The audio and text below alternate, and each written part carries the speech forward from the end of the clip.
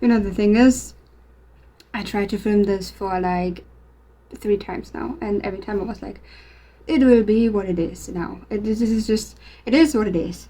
And I just took a shower, and my hair's wet, and the sun went down already, but it is what it is. So we're gonna do this for the 3rd time now and hope for the best. So we gathered here today to talk about art I consumed in March. And I'm very bad at this. I'm very bad at consuming art. I love creating art, also kind of bad at that, you know, like continuously creating art. But I'm working on it, so follow me to go with me on this journey if you want. If not, that's okay. So I created this series to kind of check on that, you know, check on me and be more aware and mindful of the art I consume. To also check, did you consume enough art this month? And if not, you should change that. So I started writing down what I consumed, and I thought about sharing it because that's fun. At least to me, that seems fun. So we have different categories, and we start with the first one. Or maybe I will... So the categories right now are books, art, projects, not projects, but programs. Like galleries, museums, opera, theater, whatever it is. Music, YouTube. I'm looking at my notes because I consume a lot of YouTube. I don't really consume movies, sadly, and series and stuff like this because I don't know, I refuse to give like Netflix, Amazon, or Disney Prime my money, you know. I think we're all tired of subscription services, so I decided like, nah. So we have YouTube, we have film stuff. I'm still working on it, you know, like this is like a work in progress, so you will figure this out with me together. Also, what I would like to add here, when we added already, is video games. Tipping. Because I love playing video games, and I think this is an art form of itself. Obviously, lots of artists work on it. There's lots of time and passion, hopefully, in these games. And that's why I want to add this to this list.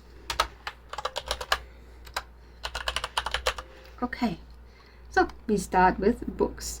I am very bad at reading multiple books because I read a lot. I have to force myself to read and sit down and read. I'm very bad at slow stuff nowadays. I'm very bad with like boredom and just not doing anything. It's very hard for me. So I'm reading a lot. I'm reading a lot for university, but that doesn't count. That's work. So reading for pleasure it is. And this month I finished one book, and I'm very proud of it because I started it back in August last year. Yeah, and I cannot even find it. I think I left it at I don't know, I left it behind somewhere. But that was the second, what I read was the second part of this one. This is Legends and Lattes from Brad Baldry. Yes. And I read the second part, which is Bone Dust and Bookshops. Just very cozy, very adventure, Dungeons and Dragons type of universe, which I really enjoy because I play Dungeons and Dragons and I enjoy it a lot. So I read this one, I read the second one, and I really enjoyed it. I can highly recommend for coziness. If you play the D&D, read this. It's not the D&D universe, but it makes you feel similar. Yeah, but that's all. That's books. I mean, there's not much to say. I'm just bad at reading a lot at the moment and for quite some time now. So there's nothing much in this category. I started this book, and if it goes like it has been with the last one, I think it could happen that I will need the whole year for this. Which I do not hope, but yeah, let's see. But Sally Rooney, like, she's one of my favorite authors, I think. Like, if you haven't heard of her, I'm sure you have. You should read it. How she rates people and the human experience is just fantastic. It's so real, and it's so real. Like, you get so annoyed at these people, and then but you're like, yeah, I get it. You know, like, I get it. This is how it is. You know, and I think that's such an intense skill. I really admire. So that's the current read. Let's see how long it takes me to finish that. So next we have art programs. I went to 3 museums, not museums. I went to a gallery type of situations. I didn't take any videos because I forgot that I film in my free time. So it was a little gallery with a photo exhibition of a non-binary photographer, which I enjoyed and made me realize that I want to do an exhibition. I just started with photography for fun. Not a lot I can show you. I made a picture today, just this one. It's like a Polaroid of spring. Now it's snowing again, sadly, but this was while the sun was still shining. So I'm experimenting with Polaroid photography. Yeah, but I'm at the beginning of this journey, so there's not a lot I can show or say about it. First one. Second one is Art Museum in Basel. I went to the exhibition that is now closed for Ghosts, a multimedia exhibition about our interpretation of ghosts and how they are portrayed in media. I did enjoy this a lot because I love the supernatural. I love slightly strange and not uncanny, but yeah, supernatural things. So my favorite artworks of this exhibition were definitely the blinking lights. Sadly, I didn't write the artist down, but they were blinking lights that guided you through the whole museum complex towards where the exhibition was actually held. And they were blinking like you always see on Supernatural, right? Like blinking lights means like get the salt, like they are here, like demons, ghosts, supernatural beings, you know. And I love this installation of the blinking lights because also light makes you feel safe, right? There's safety in light. We know light and we can see what's around us. So when light is taken away, we feel uncertain and darkness is scary. So it was a very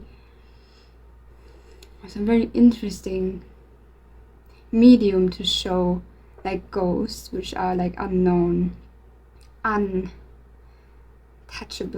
kind of beings we are a bit like uncertain and afraid of, you know. So I really like this one. And the second one was from an artist, again, didn't write the artist down, but she took casts with latex of doors and windows and hallway frames from an asylum where a lot of violence had happened, especially against women, because she said energy stays at a place and creeps into the cracks of the place and manifests there. This is like the haunting aspect of it. So with this exhibition, with her part of the exhibition, she showed like a print of the supernatural in a way, with copying these doors from this asylum, and I thought it was very strong. There was another one where a photographer photographed the most haunted houses in America,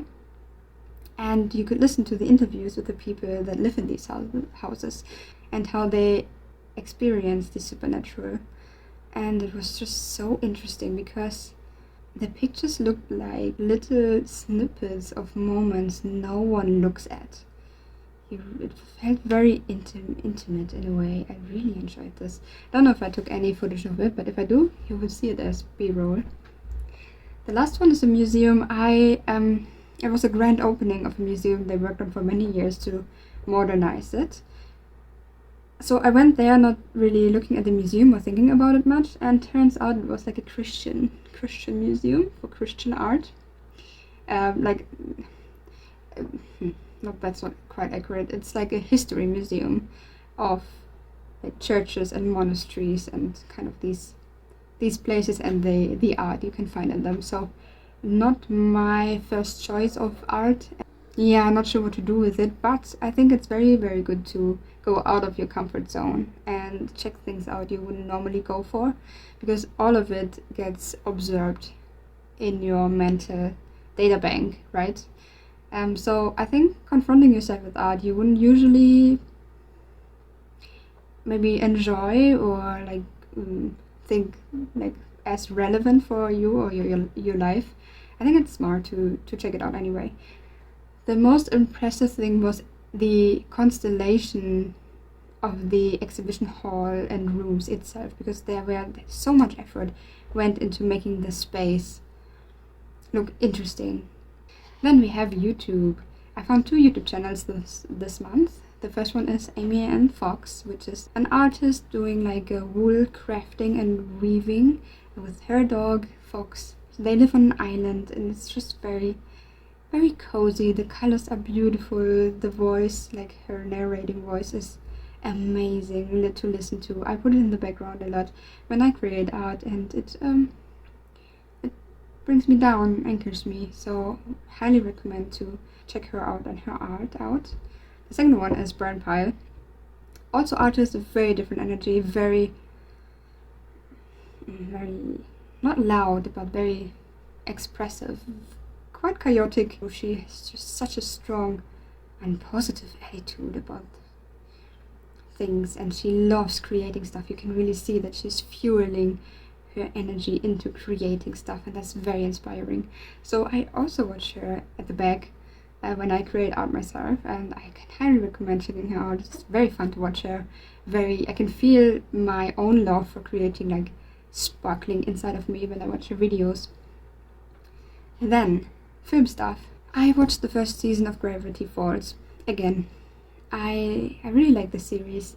I wanted to buy it in physical media because I think now that we don't own anything anymore that we buy, right? For these subscription services, and they revoked the media we bought as our own. They just allow us to view the media we bought and not the media itself. I think we're going in a very difficult situation, but also direction. So I think physical media is very important nowadays. And it was very heartbreaking that I couldn't buy Gravity Falls as a physical media. They discontinued it for a long time, of like a few years, and I wanted to buy it secondhand, but it cost like hundreds of euros, and I was very sad about that, because it's such a good series and you're just keeping it away from people, you know. Yeah, and I had this problem with a lot of things, also with CDs I really liked, some new albums from artists I enjoy, even big artists. They don't even make CDs anymore. It's very disheartening. So yeah, but in film category, like film stuff, Gravity Falls is the one. Then next category is video games, where I will put Cyberpunk, because I love Cyberpunk. I'm playing it since December. I'm making it very slow, because I like to do all the side quests. I like to be in the world. I'm very disheartened that I could not romance Pan because she's so cool. She's my crush. Or like Claire, I think it's her name. That's the quest a while ago, where you have to do the street races. Beautiful woman. But now I'm stuck with River or Judy. Yeah, still upset about that. But so Cyberpunk is the way to go. I love it. Love to be in the world. Love to fight. I'm a very good sniper. And yeah, maybe I will put some B-roll over it of me sniping people. I think that would be fun. Also, it's like this very dark cyber